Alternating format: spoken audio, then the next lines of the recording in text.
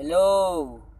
Nakakuha tayo ng requirements sa Grab para sa mga gustong mag-Grab Grab Food or Grab Express. Ito mga requirements.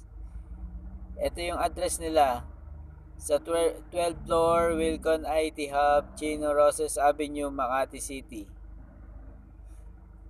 Requirements: original copy, NBI clearance, barangay clearance or police clearance, strictly photocopy ng latest proof of billing, Meralco, Maynila, Telco, cable or internet billing.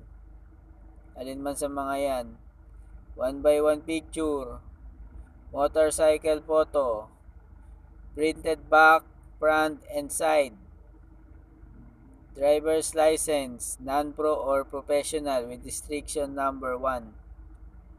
Tapos, tax identification number or TIN. Tapos, ORCR. Sales invoice or delivery receipt is not allowed. Ayaw nila ng hindi pwede yung sales invoice. Kailangan ORCR, kailangan. Kung ang ORCR ay hindi nakapangalan sa inyo, kailangan nyo ng authorization letter. Borrowed MC must submit authorization letter and valid ID of owner. O kaya deed of sale. Kung nabili nyo sa tao, deed of sale. Second ownership duly notarized deed of sale. Required MC must submit reposition certification or any proof of certification. Tapos, open for age 21 to 55 years old. Age 51 to 55 should provide a medical certificate. Kailangan magpa-medical. As training schedule, Makati office, Grab Express, every Monday, 9:30 a.m. Tapos, dati may Grab Light dati. Sa market, ewan ko lang kung meron pa.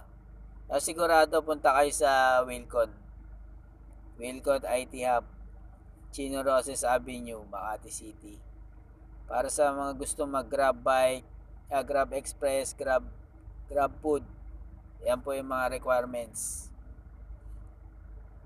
Kung may tanong kayo, call kayo sa Grab 883-7100.